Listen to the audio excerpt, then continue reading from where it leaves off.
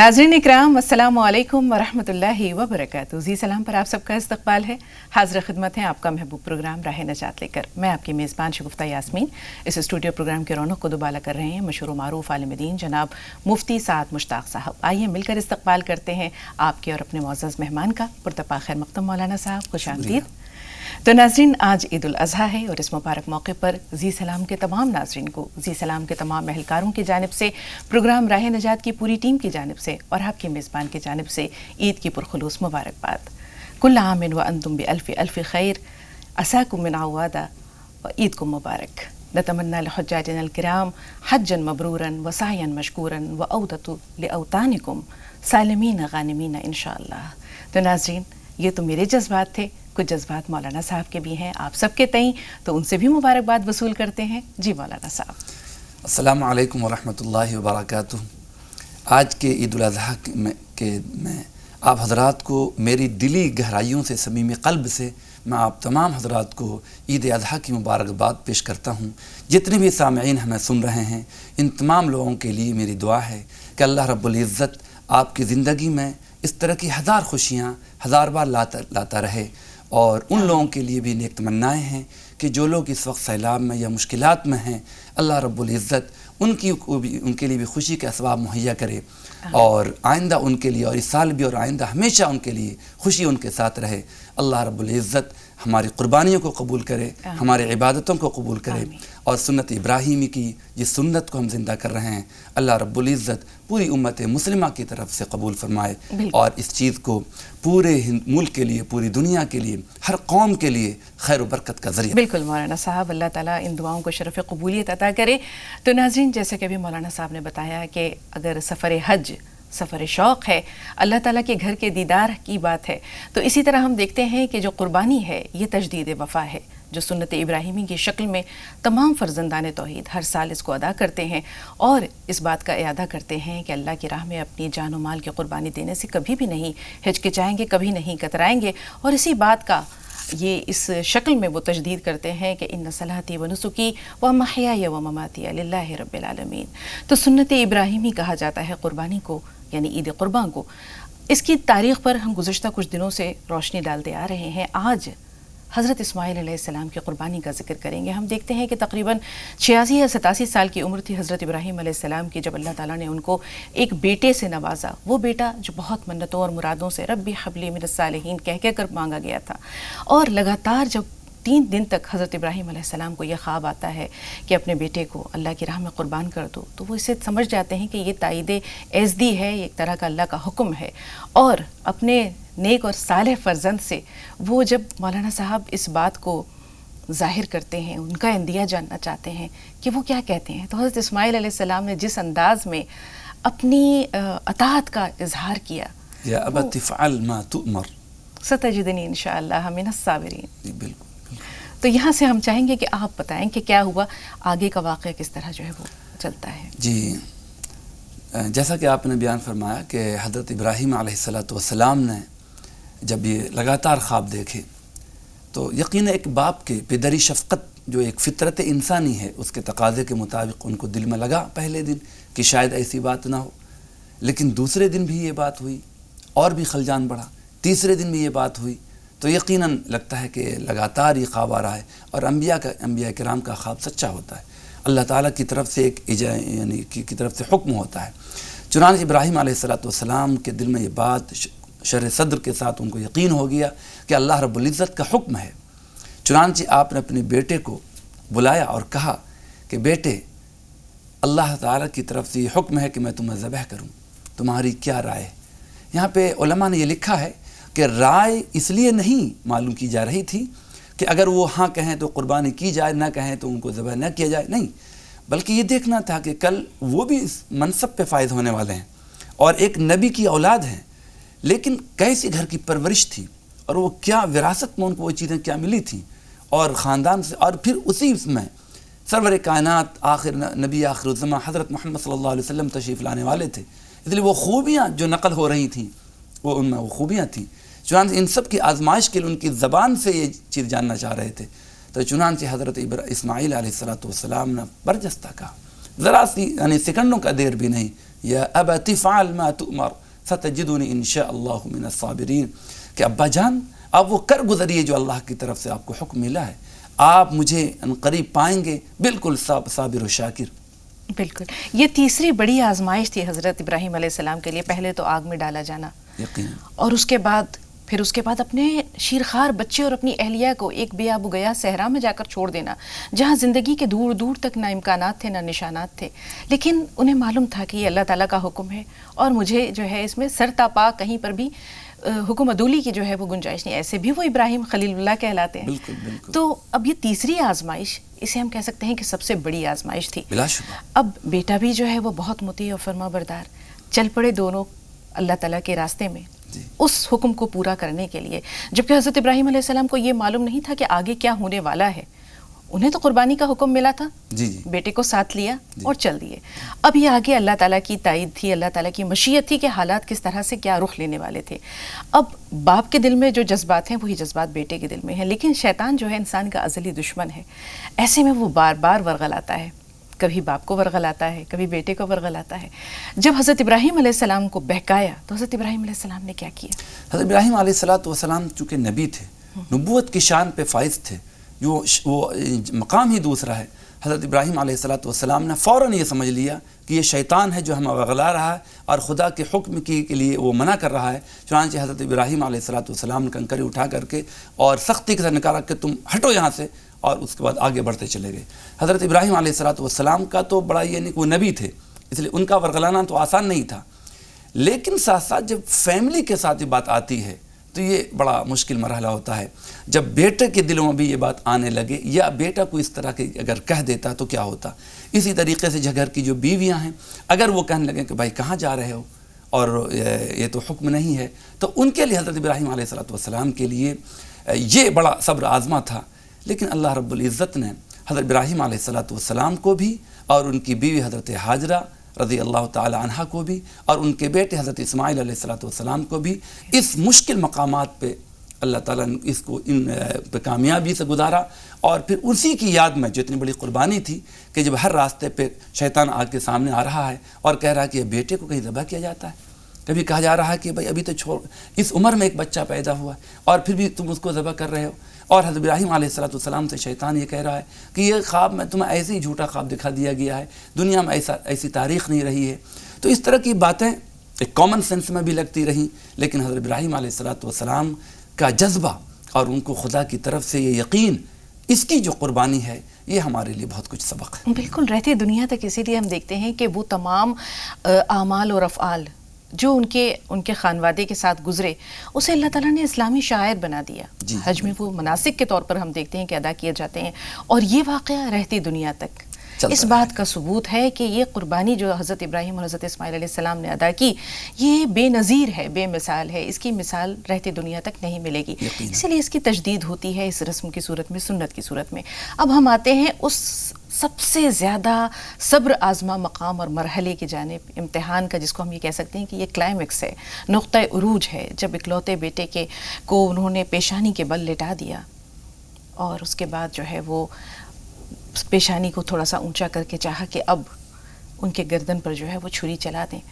تو حضرت محمد مصطفیٰ صلی اللہ علیہ وسلم نے ایک مرتبہ حضرت جبرائیل علیہ السلام سے دریافت کیا کہ اے جبرائیل، کبھی ایسا بھی ہوا کہ تمہیں بے انتہا سرعت کے ساتھ عرش سے فرش پر آنا پڑے اللہ تعالیٰ کے کسی حکم کو لے کر؟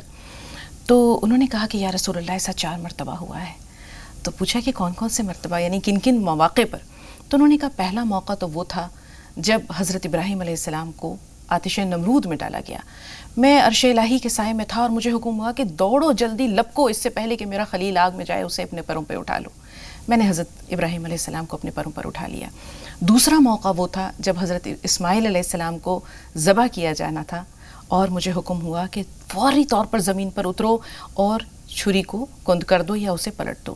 تیسرا موقع وہ تھا جب حضرت یوسف علیہ السلام کو کنویں میں ڈالا گیا تھا، تو مجھے حکم ہوا کہ فوری طور پر جاؤ اور اس سے پہلے کہ میرے یوسف علیہ السلام کو جو ہے وہ کنویں میں ان کے بھائی پھینک دیں نیچے، وہ تہ تک پہنچے، انہیں اپنے پروں پر اٹھا لو اور وہاں کہیں آرام سے بٹھا دو۔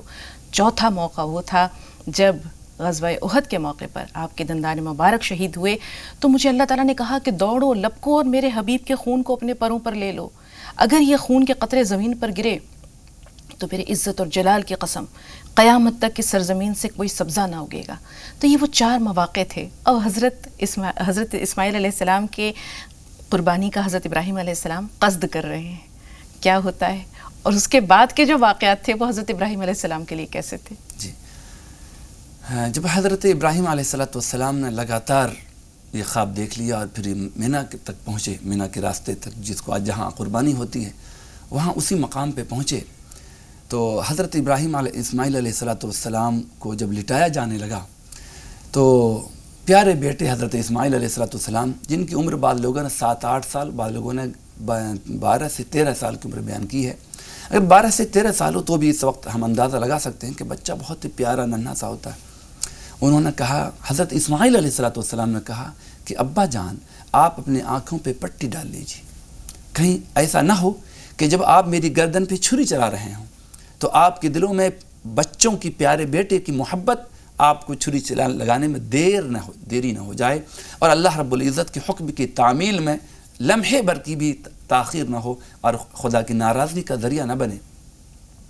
حضرت ابراہیم علیہ السلام نے آنکھوں پہ پٹی بھی باندھی اور ان کو لٹا کر کے چھری بھی تیز کی بیٹے کے سامنے. اندازہ لگائیے کہ جس کی موت بالکل سامنے ہو، پھر بھی ان کے چہرے پہ کوئی اداسی نہیں، کوئی غم نہیں ہے، بلکہ اللہ رب العزت کے حکم کی تعمیل کے لیے تعمیل میں قربان ہو جانے کی سرخروئی محسوس ہو رہی ہے.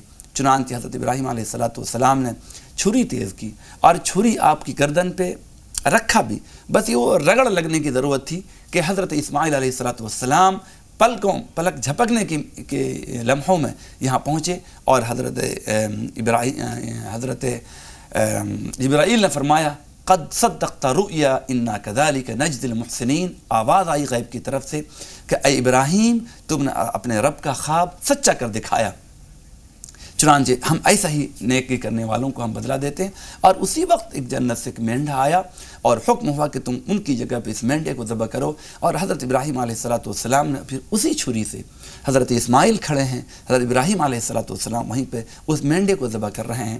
اللہ رب العزت کو یہ ابراہیم علیہ السلام کی قربانی اور ان کا یہ طریقہ اس قدر محبوب اور پسند آیا کہ اللہ رب العزت نے قیامت تک کے لیے، جب تک اس دھرتی پہ یہ نظام باقی رہے گا تب تک کے لیے اس حکم کو جاری و ساری کر دیا کہ آئندہ ہمیشہ لوگوں کو یہ قربانی یاد رکھنی ہے. بالکل، اور اسی لیے جو ہے وہ تمام لوگ عید قربہ مناتے ہیں. اب ایک سوال اور بھی ہے کہ حضرت ابراہیم علیہ السلام نے تو اللہ تعالیٰ کے امتحان میں خود کو کھرا ثابت کیا یا اللہ تعالیٰ کے حکم کو پورا کیا. مسلمان جب اللہ کی راہ میں قربانی پیش کرتے ہیں تو یہ تمثیلی طور پر یا علامتی طور پر حضرت ابراہیم علیہ السلام کی سنت کو تازہ کرتے ہیں، یاد کرتے ہیں. لیکن اس سے بہت کچھ اور بھی مقصود ہے. انسان کا تزکیہ نفس بھی مقصود ہے. تمام برائیوں کو اپنے اندر سے ختم کرنا، یعنی اپنی خواہشات نفسانی کے گلے پر چھری چلانا ہے. اللہ تعالیٰ سے تجدید وفا بھی ہے، اور یہ اس چیز کا عہد بھی ہے کہ اے اللہ تعالیٰ تیری راہ میں جو ہے وہ جان، مال، اولاد، ہر قیمتی شے ہم جو ہے وہ قربان کرنے کے لیے ہمہ وقت تیار ہیں. تو انسان کے اندر کیا جذبات ہونے چاہیے جب وہ اللہ کے حضور اپنی قربانی پیش کر رہا ہو؟ سب سے پوری قربانی کا جو خلاصہ ہے وہ آپ کے اس سوال میں چھپا ہوا ہے. اس لیے خاص طور پہ ہم ناظرین کو چاہیں گے کہ اس بات کو یاد رکھیں، بلکہ اس کو بار بار اس طرح کی چیزوں کو سنتے رہنا. ہر عبادت میں، ہر کام کے پیچھے ایک مقاصد ہے، ایک مقصد ہے. اب کتابیں میں لکھی جا چکی ہیں مقاصد شریعت ہر عمل کے پیچھے. یہ جو کچھ بھی ہم کرتے ہیں عبادات کے طور پر ایک سمبل ہے، ایک تمثیل کے طور پر ہے. اس کے پیچھے جو مقاصد ہیں وہ نظر انداز نہیں ہونے چاہیے. حضرت ابراہیم علیہ السلام کی یہ قربانی ہمیں پوری زندگی کی قربانی کے لیے ایک سبق ہے. مثال کے طور پر میں یہاں پہ یہ بتاؤں گا کہ جیسے وہ تو بہت بڑی قربانی پیش کر رہے تھے، اور ذبح کر دینے کا مطلب انہوں نے قربان کر دیا، جتنی آزمائش تھی اس پہ اتر چکے تھے. ہمارے لیے یہ کوئی سبق ہے کہ ایک جانور خرید کر کے لانا اور پھر اس کو ذبح کر دینا، پھر اس کا گوشت کھا لینا، بانٹ دینا، یہ مقصد نہیں ہے. اللہ تعالیٰ کے نزدیک یہ گوشت پہنچتا ہے. قرآن کہتا ہے لن ینال اللہ لحومها ولا دماؤها ولکن ینالہ التقوی منکم، کہ اللہ رب العزت کو نہ اس کا گوشت پہنچتا ہے، نہ اس کا خون پہنچتا ہے، بلکہ اس کا تقوی پہنچتا ہے. تو آخر وہ تقوی کیا ہے جو اس قربانی کی بنیاد ہے، اس قربانی کا مقصد ہے. تو میں اس سلسلے میں اپنے سامعین سے یہ عرض کروں گا کہ ہم جہاں پر بھی دیکھیں اللہ کا کیا حکم ہے، اللہ رب العزت کا کیا حکم ہوتا ہے، ہماری طبیعت چاہے یا نہ چاہے، ہمارا رسم و رواج کیا کہتا ہے، ہماری طبیعت کیا کہتی ہے، سماج میں یہ باتیں کیا ٹکرائیں گی، لیکن ایسے موقع پر اپنے آپ کو اللہ کے حکموں کے سامنے قربان کر دے رہے ہیں، یہ اس سے سبق ملتا ہے۔ مثال کے طور پر جی یہاں 2 کالرز ہیں ہمارے ساتھ، اس لیے معذرت کے ساتھ مولانا صاحب گفتگو کا سلسلہ انشاءاللہ آگے بھی جاری و ساری رہے گا، لیکن 2 کالرز ہمارے ساتھ ہیں، انہیں شامل کر لیں۔ چھوٹو انصاری صاحب پہلے آپ سے مخاطب ہیں، فرمائے بھائی سوال کیا ہے آپ کا؟ ہاں یہ السلام علیکم۔ وعلیکم السلام۔ یہ پہلے تو میں یہ بولنا چاہوں گا، میرا امی جو ہے نا 4 سال سے آپ کا پروگرام دیکھ رہی ہے، جب بھی میں تو زیادہ تر باہر رہتا ہوں، تو میرا امی کی طرف سے آپ کو السلام علیکم ورحمۃ اللہ۔ وعلیکم السلام ورحمۃ اللہ وبرکاتہ۔ اور میری قربانی کے تعلقات سے سوال ہے کہ قربانی کا جو مطلب ہے اس میں حقیقہ ہو سکتا ہے؟ ٹھیک ہے، ہماری بہن کا چاہے ہمارا، اور دوسرا ہمارا ہے کہ جو قربانی جو یہ بتایا گیا ہے کہ واجب ہے، تو ہر سال ہر انسان کو کرانا چاہیے۔ ٹھیک ہے، اکرام بھائی آپ بتائیے آپ کا سوال کیا ہے؟ السلام علیکم جی۔ وعلیکم السلام جی اکرام۔ مولانا صاحب کو السلام ہے جی۔ وعلیکم جی السلام۔ میرے 2 سوال ہے جی۔ ایک تو حصہ کتنا پیسہ کا بیٹھتا ہے جی قربانی کا جی، اور ہمارے کاروبار برکت کا حساب کا بتائیے۔ ٹھیک ہے، تھوڑا سا انتظار اکرام بھائی، انشاءاللہ بریک کے بعد ملتے ہیں اور آپ کے سوالات پر مولانا صاحب کی رہنمائی ہوگی۔ چھوٹا سا وقفہ، بہت جلد حاضر ہوئیں۔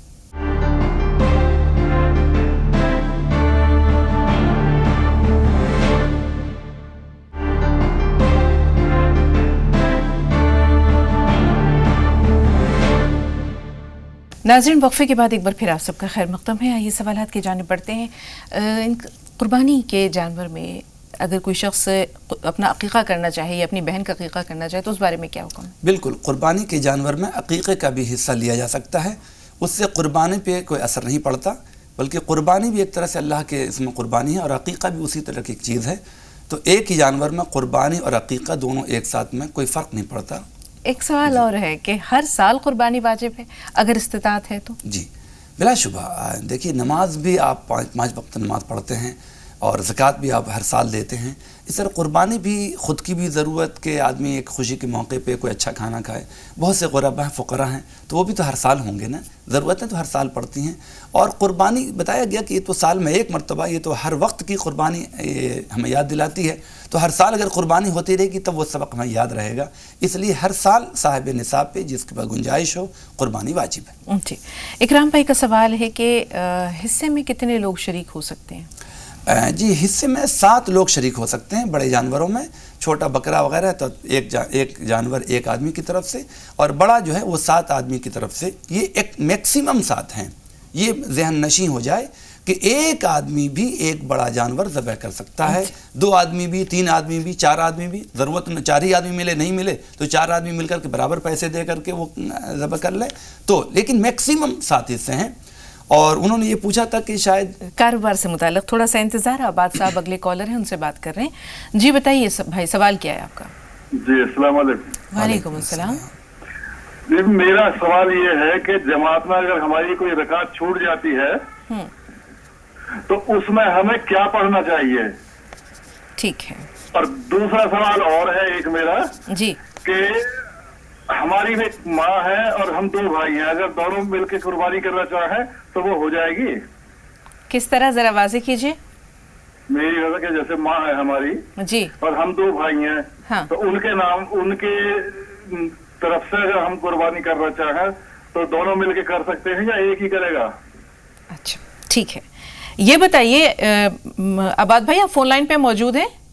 ہاں بالکل۔ آپ دونوں اپنی اپنی طرف سے قربانی کر رہے ہیں؟ ہاں۔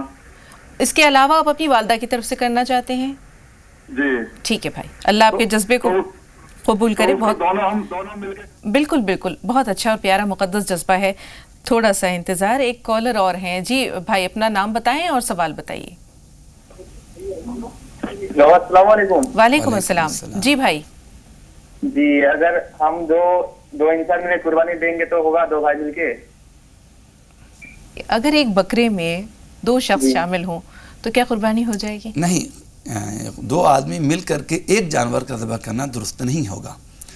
اس کی ایک شکل ہے کہ ایک بھائی کے نام سے ہی قربانی ہوگی، ایک جانور چھوٹا ایک آدمی کی طرف سے، اس کی مالیت بھی ایک کی طرف سے ہونی چاہیے.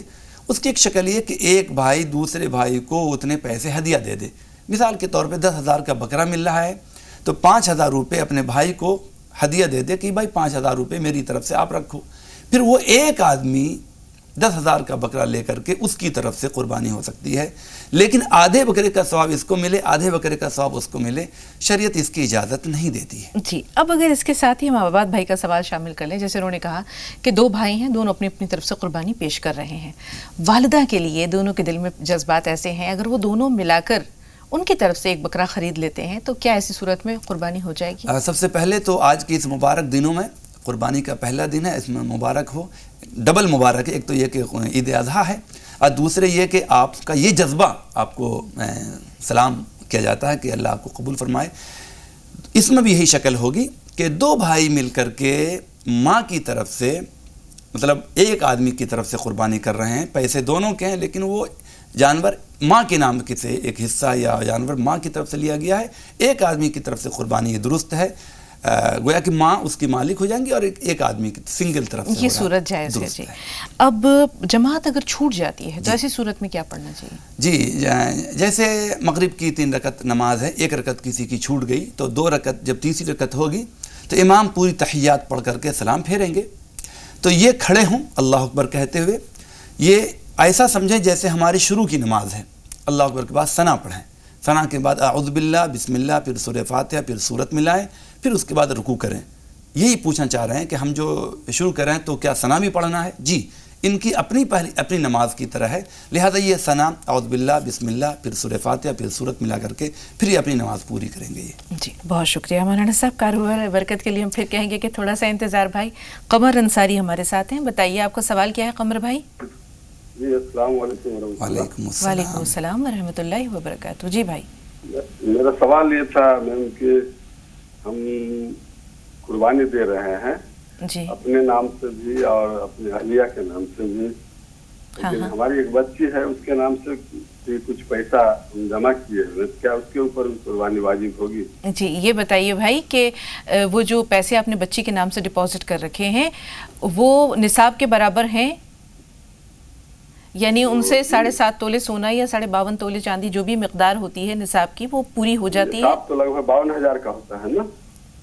چاندی کتنے کا ہوتا ہے مولانا صاحب؟ 52 تولہ چاندی. 52.5 تولے چاندی. جی 52.5 تولے چاندی آ جائے گی. 30,000 روپے کے قریب آج. لگ بھگ 1 لاکھ سے اوپر کا ہے. جی جی ٹھیک ہے. لڑکی بالغ ہے، بڑی ہے نہ بڑی؟ یہ بتائیے وہ بچی بالغ ہے؟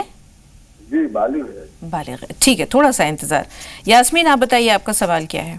جی میں کہہ رہی تھی جو لڑکی شادی کر کے اپنے شوہر گھر جاتی ہے تو ان کے ماں باپ مطلب سسرال کے ماں باپ کے ننند کی دیور کی سب کی خدمت کرتی ہیں تو پھر شوہر کا حق نہیں کیوں بنتا؟ تھوڑی تو خدمت اپنے ہمارے بھی ماں باپ کی کرے. یہ میرا سوال تھا. اس سے کرنے سے گناہ ہے؟ جی کہتی جائیں بہن، اچھا لگ رہا ہے سننے میں، کہتی جائیے. جی کہتی جائیے، بہت اچھی بات آپ کر رہی ہیں.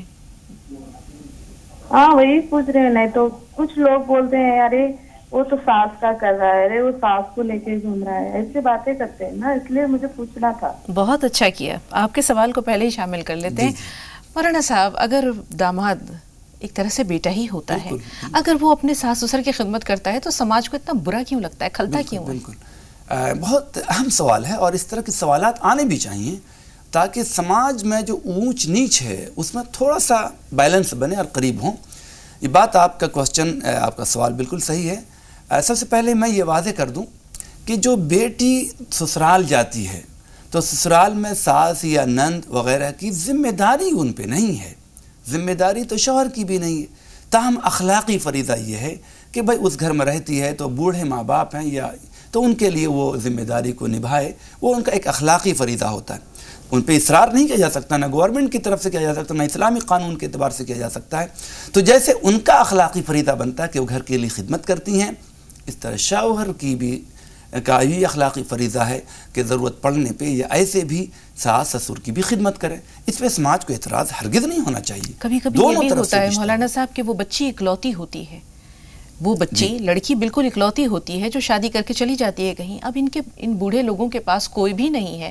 ایسے میں اگر وہ داماد بیٹی کے طور پر اپنا اخلاقی فریضہ جیسے آپ نے کہا اگر ادا کر دیتا ہے تو بہت بڑی سعادت ہے. اللہ کے نزدیک بہت اجر کا وہ مستحق ہے وہ شخص. بالکل. اور لوگ اگر یہ تانا دیتے ہیں کہ جورو کا غلام ہے تو وہ ایسے لوگوں کی جو ذہنیت ہے اس پہ افسوس ہوتا ہے. اگر وہ انسانیت پہ آئیں گے تو آج نہ کل ان کی تعریف بھی ہوگی.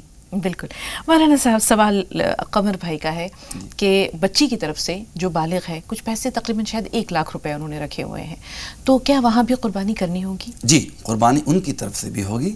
بچی کی مالیت اتنی ہے کہ ان پہ قربانی واجب ہے اور وہ بڑی بھی ہے تو لہٰذا ان کی طرف سے ماں باپ ان کو پوچھ کر کے ان کی اطلاع میں دے کر کے بچی کی طرف سے بھی قربانی واجب ہے. جی شاہدہ صاحبہ فرمائیے سوال کیا ہے؟ السلام علیکم. وعلیکم السلام. میں یہ کہہ رہی ہوں قربانی جیسے غریب ہے نہیں کر پاتے کتنے تک کا بھی حصہ کر سکتے ہیں یا نہیں؟ بہت سا دل مطلب ہوتا دل ان کا قربانی کرنے کے لیے ان پہ پیسے نہیں ہو پاتا کم سے کم کتنے تک کی ہو سکتی ہے قربانی؟ ٹھیک ہے چھوٹا سا وقفہ لیکن اس کے بعد انشاءاللہ پہلے سوال ہوگا کاروبار میں برکت کے بارے میں. تو بھائی جنہوں نے سوال کیا ہے وہ یقینی طور پر انشاءاللہ کاغذ اور قلم ضرور اپنے پاس رکھیں گے. چھوٹا سا وقفہ بہت جلد حاضر ہوئے.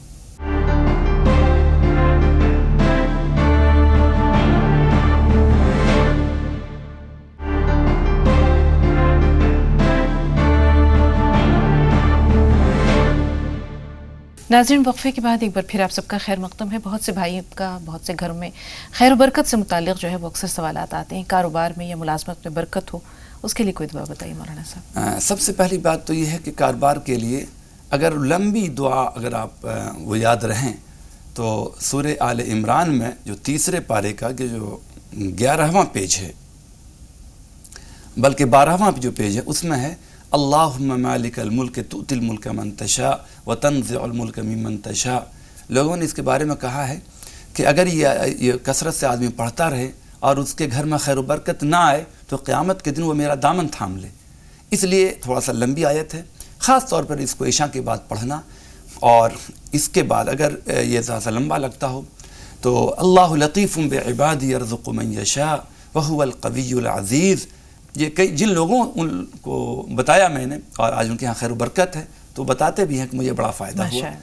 تو اللہ لطیف بعبادہ یرزق من یشاء وہو القوی العزیز یہ 25ویں پارے کے 4تھے پیج میں ہے وہاں بھی دیکھا جا سکتا ہے. جی شاہدہ صاحبہ کا سوال ہے کہ خواہش بہت ہے اب اپنی طرف سے جتنی بھی حیثیت ہے جتنی بھی گنجائش ہے اس میں کیا قربانی کی جا سکتی ہے اور اس میں انہوں نے رقم دریافت کی ہے کہ کیا ہونی چاہیے؟ جی یہ تو آپ کا جذبہ ہے اور اب جذبہ ہے تو جذبے والا تو کے پیچھے ساری چیزیں قربان ہو جاتی ہیں اور انشاءاللہ آپ کا جذبہ پورا ہوگا. دیکھیے اس میں اگر بڑے بکرا وغیرہ ہے اگر اس کی گنجائش ہے تو بہت اچھی بات. اگر یہ گنجائش نہیں ہے تو علاقے محلے کے اعتبار سے الگ الگ حصہ مل رہا ہے. تو ابھی مجھے پتہ چلا کہ بہت سی جگہوں پہ 3,000 روپے کا بھی حصہ ہے. دلی میں 3,500 اور 4,000 روپے کا حصہ ہے. تو 3,500 روپے بہت سی جگہوں پہ یہ حصہ ہے. ایک حصہ آپ لے کر کے قربانی کر سکتی ہیں. کوئی زیادہ مشکل نہیں انشاءاللہ یہ آسانی ہو جائے گی. بالکل بنیادی چیز تو دل کا جذبہ ہے. آپ جس علاقے کی ہیں وہاں دیکھنا ہوگا مختلف جگہوں پہ کہ حصہ کتنے کا مل رہا ہے. بالکل. اب اس دوران کے کچھ اور کالز آئے ہمارے پاس مولانا صاحب تھوڑا سا وقت مل گیا ہے ہمیں. چلیں تھوڑی دیر بعد اپنا سوال رکھوں گی آپ کے سامنے. زلیخا ہمارے ساتھ ہیں. جی بتائیں بہن سوال کیا ہے؟ السلام علیکم ورحمۃ اللہ وبرکاتہ. وعلیکم السلام ورحمۃ اللہ وبرکاتہ. جی بہن. ہاں مولانا صاحب کو بھی السلام علیکم. وعلیکم السلام ورحمۃ اللہ. ہاں مولانا صاحب میری ایک بیٹی ہے اس کو 2 بیٹی ہو چکا ہے 10 سال ہو گئے شادی کو. اب 3را بار ہونے والا ہے تو اللہ تعالیٰ سے یہ دعا ہے کہ کوئی دعا بتائیں کہ اللہ اس بار اس کو بیٹا عطا کرے. کتنے دن ہو چکے ہیں شادی کو؟ 10 سال ہو گئے. اس کو 2 بیٹیاں ہیں پیاری پیاری 2 بچیاں ہیں. 3را حمل کتنے دن کا ہے؟ ہاں تو ہمیں اللہ سے یہ دعا ہے کہ اس بار بیٹا ہو جائے. بہن یہ جاننا چاہ رہے ہیں پریگننسی کو کتنے مہینے گزر چکے؟ ہاں 5 مہینے گزر چکے ہیں. جی جی مولانا صاحب. اور بہت فون لگاتے ہیں لگتا نہیں. دوسرا سوال ہے میرا. جی جی. کہ ہم کرائے پہ 10 سالوں سے رہتے ہیں اور پھر یہ لوگ منع کر رہے ہیں کہ اب خالی کرو. ہمیں کرایہ کا مکان جلدی مل نہیں رہا. مل بھی رہا تو بہت زیادہ ریٹ بتا رہے ہیں. اللہ تعالیٰ ہمیں کفایت ریٹ میں اچھے جگہ میں ہمیں کوئی دعا بتائیے کہ ہمیں مل جائے کرایہ کا مکان انشاءاللہ انشاءاللہ. اور تیسرا نمبر ہے کہ ایک میری بیٹی ہے 3 سال ہو گیا شادی کو بچہ. جی. تو ہاں ہم ہم طارق مولانا کو بہت مس کرتے ہیں، ان سے میری بات ایک بار ہو جاتی ہے. ٹھیک ہے بہن، ٹھیک ہے، آپ کے سوالات ہم نے نوٹ کر لیے. ذکیہ صاحبہ آپ بتائیے آپ کا سوال کیا ہے؟ السلام علیکم. وعلیکم السلام.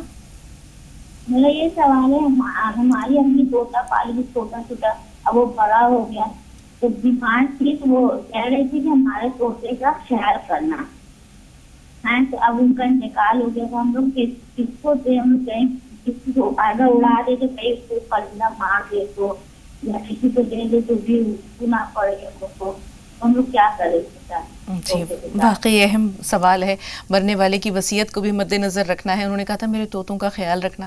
اب ان کے سامنے دو مسئلے ہیں. اگر انہیں اڑا دیتے ہیں تو ظاہر سی بات ہے کہ وہ پرندہ جو پنجرے میں رہنے کا عادی ہوتا ہے، اس کی قوت پرواز یا اپنی خود تحفظ بھی جو ہے وہ اس طرح سے وہ نہیں کر پاتا، دونوں میں کمی آ جاتی ہے.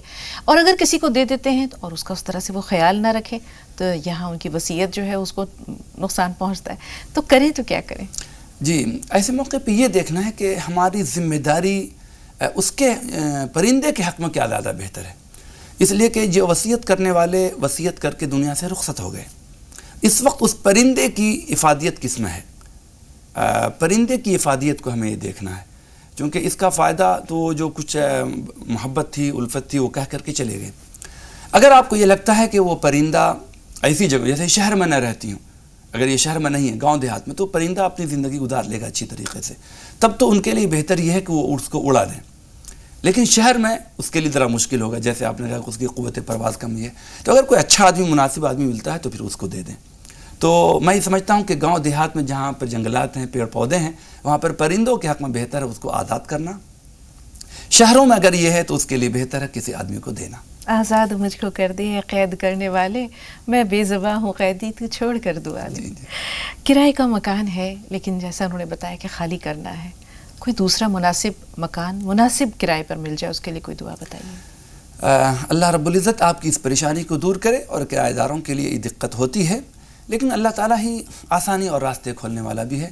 یا حی یا قیوم، قیوم مانے آتے ہیں سنبھالنے والا، ہر کام کی ذمہ داری وہ سنبھالے ہوا ہے، وہ اوپر سے ہماری سب مدد کرے گا. یا حی یا قیوم کی کثرت کیجئے، آپ ہو سکے تو 100 مرتبہ صبح، 100 مرتبہ شام، تو آپ کی یہ دقت آپ کو ختم ہو جائے گی اور آسانی کے ساتھ دوسرا مکان ملے گا. اب ایک بہت اہم سوال ہے مولانا صاحب، اسی لیے اسے تھوڑا روک رکھا تھا. عموماً ایسا ہوتا ہے اولاد نرینہ، ہم دیکھتے ہیں کہ جو ہمارا جاگیردارانہ سماج ہے یا جو جاگیردارانہ ذہنیت ہے، وہاں تو یہ ایک لعنت ہے، اسے میں لعنت کہوں گی، کہ ایک طرح کا ظلم ہے، ایک جبر ہے کہ وارث چاہیے، وارث چاہیے، وارث چاہیے، چاہے وہ اس کے لیے انہیں کئی شادیاں کرنی پڑیں. لیکن کئی اور جگہوں پر بھی ہم دیکھتے ہیں کہ بہر صورت اولاد نرینہ ہونا چاہیے. تو یہ چیز تو عورت کے اختیار میں نہیں ہے، نہ مرد کے اختیار میں، یہ تو اللہ کے اختیار میں ہے. خواہش ہوتی ہے، یہاں ہم ضرور کہیں گے کہ اللہ تعالیٰ انہیں اولاد نرینہ دے، لیکن اس کے لیے ماں پر جبر کرنا، بہو کو برا بھلا کہنا، بیوی کو برا بھلا کہنا، زد و کوب کرنا، یہ کیسی ذہنیت ہے مولانا صاحب؟ اصل میں دراصل یہ ہے کہ لوگوں نے لڑکے کو یا بیٹے کو سمجھا کہ یہ کما کر کے دے گا، حالانکہ ہم معاشرے میں دیکھتے ہیں ایسا ضروری بھی نہیں ہے. بہت سے بچے ہیں جو نہیں دیکھتے، دیکھ بھال بھی نہیں کرتے. میں سماج میں یہ دیکھتا ہوں کہ بیٹیاں جو بڑھاپے میں ماں باپ کے زیادہ کام آتی ہیں، بیٹیاں زیادہ کام آتی ہیں. مثال کے طور پہ آ کے ان کا رہنا، بہت سے والدین وہاں جانا، آنا جانا اس طریقے سے. تو وہی سماج میں اللہ کے رسول نے اس کی فضیلت بیان کی ہے کہ جس کے گھر میں ایک بیٹی ہو، پھر اس کے بعد دوسری بیٹی ہو گئی تو اللہ نے ان کے لیے جنت واجب کر دی ہے. تو ایک تو اسلام یہ کہتا ہے کہ بیٹیاں خدا کی رحمت ہیں، بیٹے کو خدا کی رحمت نہیں کہا گیا ہے، لیکن بیٹی کو خدا کی رحمت کہا گیا ہے. تو ایک تو اسلام یہ کہتا ہے. دوسرے ہمارے سماج کا جو بگاڑ ہے، تو ایک تو یہ کہ کاؤنسلنگ کی اور ان کو اچھی بات بتانے کی ضرورت ہے. اور اللہ رب العزت سے ہماری یہ دعا ہے کہ اگر آپ کے دلوں میں بھی خواہش ہے اور لوگوں کے دلوں میں خواہش ہے تو آپ کے گھر میں اللہ تعالیٰ نرینہ اولاد عطا فرمائے. تو اس کے لیے 25ویں پارے میں سورہ شورى میں ایک آیت ہے، للہ ملک السماوات والارض یہب لمن یشاء اناثا ویہب لمن یشاء الذکور. تو یہ والا پارٹ یہب لمن یشاء الذکور یہ آپ پڑھیں، اللہ رب العزت آپ کے لیے بہتر فیصلہ کرے. یہ کتنی بار اور کب کب پڑھنا ہے؟ نام کے اعتبار سے اگر نام معلوم ہوتا تو میں گنتی بتاتا، اگر نہیں تو کم سے کم 41 مرتبہ صبح، 41 مرتبہ شام. چھوٹا سا پارٹ ہے، یہب لمن یشاء الذکور، یہی پڑھنا ہے. تو 41 مرتبہ صبح، 41 مرتبہ شام. اللہ رب العزت آپ کے لیے فیصلہ کر دے. انشاءاللہ اللہ تعالیٰ آپ کی مراد پوری کرے. داؤد بھائی آپ بتائیے آپ کا سوال کیا ہے؟ داؤد بھائی فون لائن پر موجود ہیں؟ ऐसा लगता है राब्ता नहीं रहा। एक छोटा सा ब्रेक और ले रहे नाजरीन, बहुत जल्द हाजिर हुए।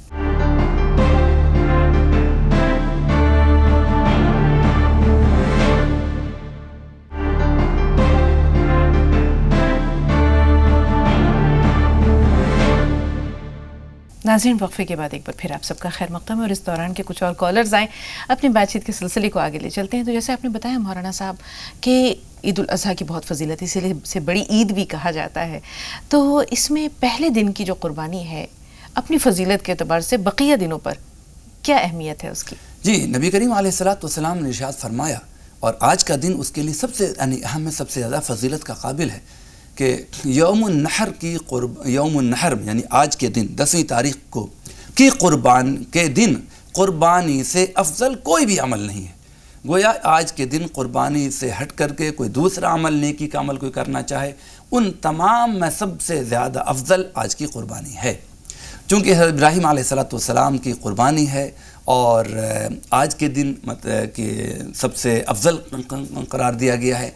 और आज के दिन की कुर्बानी, ये तो हर कुर्बानी, वरना ख़ास तौर पर ये कि उसके बाल के बराबर, उसके खून के बराबर इंसान को अल्लाह रब्बुल इज़्ज़त अज्र देता है। दूसरी है कि ईद के दिन आहिस्ता से जो ईद बासी कहते हैं लोग होने लगती है, तो वो इम्प्रेशन या वो चीज़ें कम होने लगती हैं।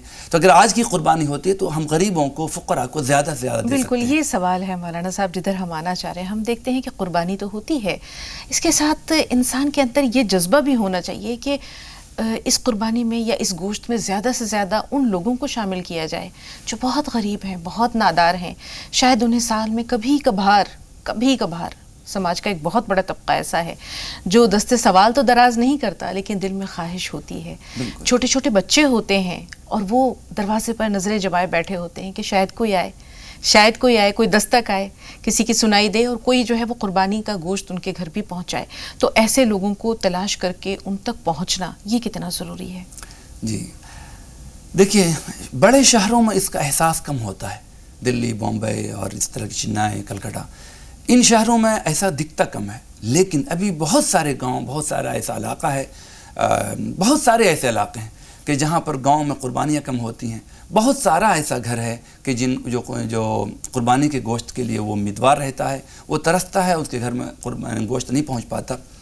ऐसे वक्त में जैसे ज़कात के मौके के लिए भी मैं लोगों से कहता रहता हूँ कि ज़कात देने वाले की ज़िम्मेदारी है कि ऐसे मुस्तहिक़ीन की तलाश करे, उनको ढूँढे। इसी तरह कुर्बानी करने वालों की ये भी ज़िम्मेदारी है, जैसे कुर्बानी करना, कि उन मुस्तहिक़ीन पे नज़र रखें कि जो लोग हैं जो हमारे दरवाज़े पे नहीं आ सकते, शर्म से अपने घरों में रहते हैं, लेकिन दिलों में उनके इंतज़ार रहता है, तो उनकी तलाश रखें। उनका एक ज़हनी तौर पे सर्वे रहना चाहिए। अगर हर आदमी चंद लोग, 10 लोगों का ख्याल रखे तो मैं समझता हूँ कि कोई भी आदमी बगैर गोश्त के नहीं रहे। एक सवाल और है मौलाना साहब, कभी कभी दरवाजे पर कुछ मांगने वाले भी आते हैं, कुर्बानी का गोश्त मांगने के लिए भी वो लोग आते हैं, उन्हें खुश दिली से कुछ दे देना ये कितना ज़रूरी है? बहुत से लोग होते हैं जो झड़क देते हैं कि न जाने कहाँ से आ जाते हैं, मुंह उठाकर या इस तरह की कुछ बातें जो हो करते हैं। तो अव्वल तो दिल आज़ारी होती है, दोम हक़ तलफ़ी होती है, क्योंकि कुर्बानी के गोश्त में हक़ है, साइल का भी हक़ है और महरूम का भी हक़ है, दोस्त अहबाब का भी हक़ है, घर वालों का भी हक़ है। तो हर हक़ जो है या हर तकसीम, गोश्त के हिस्से की बराबर तकसीम, ये कितनी ज़रूरी है और हक़दार को उसका हक़ पहुँच जाए, ये कितना ज़रूरी है? सबसे पहली बात यह कि अम्मा साइला फला तनहर, कुरान करीम में ये सूरह ज़ुहा में ये आयत फरमाए कि मांगने वालों को झिड़को नहीं।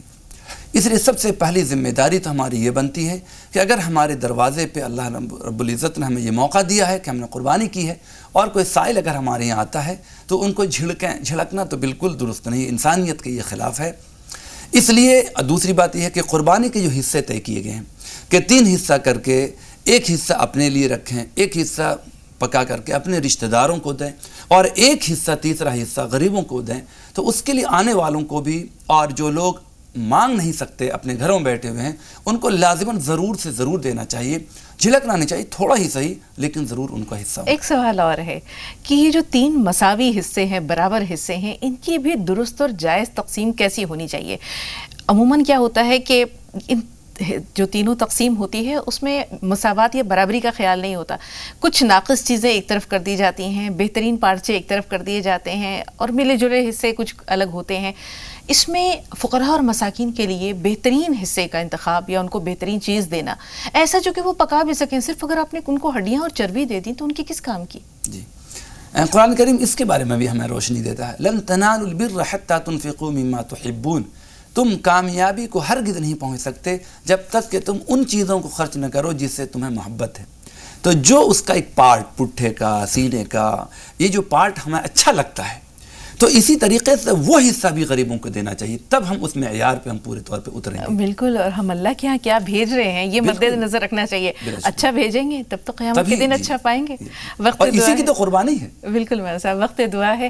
آپ سے دعا کی درخواست ہے اور ناظرین سے التماس ہے کہ آپ بھی اللہ تعالیٰ کی بارگاہ میں اپنے اپنے ہاتھ بلند کریں، اپنی اپنی جھولیاں پھیلائیں، آمین کہیں ہمارے ساتھ اور اس اجتماعی دعا میں شامل ہوں. جی مولانا صاحب. الحمدللہ حمدا موافیا لنعمہ ومکافیا لمزیدہ. اللہم صلی علی سیدنا و حبیبنا محمد نبی الامی علی آلہ واصحابہ وسلم تسلیما. یا الہ العالمین، یا رب العالمین، یا حکم الحاکمین. یا اللہ آپ کا شکر ہے، آپ کا احسان ہے، آپ کا کرم ہے. آپ نے یہ عید الاضحیٰ جیسا دن ہمیں نصیب فرمایا، آج کے دن یا اللہ ہمیں قربانی کی توفیق عطا فرمائی. یا اللہ آپ نے اپنے دوگانے کی توفیق عطا فرمائی. یا اللہ یہ خوشی کا موقع عطا فرمایا سنت ابراہیم علیہ السلام کو زندہ رکھنے کی اور اسے زندہ تازہ کرنے کی. یا اللہ آپ نے ہمیں توفیق عطا فرمائی. یا اللہ یہ آپ کا احسان، آپ کا کرم ہے. یا الہ العالمین، ایسے موقع پر یا اللہ ہم آپ کا شکر ادا کرتے ہیں، اور یا الہ العالمین ہم توفیق مانگتے ہیں کہ یا اللہ جو غریب ہیں، جو پریشان ہیں، یا اللہ ان کے لیے بھی ایسے اسباب مہیا فرما کہ اللہ اس خوشی میں برابر کے شریک ہو سکیں. یا الہ العالمین ہماری قربانیوں کو قبول فرما. یا اللہ ہمارے دوگانوں کو قبول فرما. یا اللہ ہمیں جذب ایثار عطا فرما. یا اللہ ہماری قربانی کا جذبہ ہمارے دلوں میں پیدا فرما. یا الہ العالمین جس طرح ہم قربان کرتے ہیں جانوروں کو، یا اللہ اسی طرح اپنے نفس کو قربان کرنے کی توفیق عطا فرما. یا اللہ اپنے حکموں کے سامنے ہمیں اپنی خواہشات کو قربان کرنے کی توفیق عطا فرما. یا اللہ تیرے حکموں کے سامنے اپنے رسم و رواج کو قربان کرنے کی توفیق عطا فرما. یا اللہ اپنی ہماری پوری زندگی یا اللہ تیرے حکموں کے سامنے ہم قربان کرنے والے بن جائیں. یا اللہ اسی توفیق ہمیں عطا فرما. یا اللہ ہم جتنے بھی لوگ قربانی کر رہے ہیں یا اللہ ان سب کو قبول فرما. یا اللہ جتنے بھی غریب لوگ ہیں یا اللہ ان سب تک یا اللہ گوشت پہنچ جائے. یا اللہ ہم اس کی بھی توفیق مانتے ہیں. یا الہ العالمین بہت سے ایسے لوگ ہیں جو مختلف علاقوں میں پریشان حال ہیں، بہت سے لوگ سیلاب زدہ ہیں. یا اللہ ان کے گھروں میں قربانی کے اسباب شاید مشکل سے ہوں. یا الہ العالمین یا اللہ ان کا بھی تو ہی کارساز ہے، تو ہی روزی دینے والا ہے. یا اللہ ایسے خوشی کے موقع پر یا اللہ ان کی خوشی کے اسباب مہیا فرما. یا اللہ ان کے غموں کو دور فرما. یا اللہ ان کے ساتھ رحم کرم کا معاملہ فرما. یا الہ العالمین بہت سے لوگ کاروبار سے یا اللہ پریشان ہیں. یا اللہ ان کی دکانوں کی پریشانی ہے.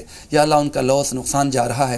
یا رب العزت یا الہ العالمین ان کے کاروبار میں خیر و برکت عطا فرما.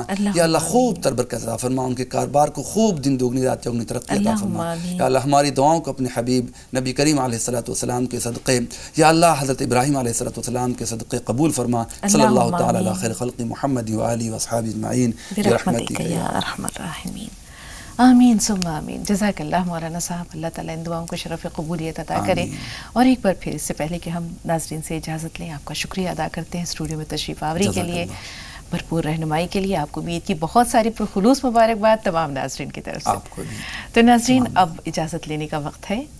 زی سلام پر بلا توقف 25 اہم خبروں کا سلسلہ شروع ہونے کو ہے، تو ہم اجازت لیتے ہیں.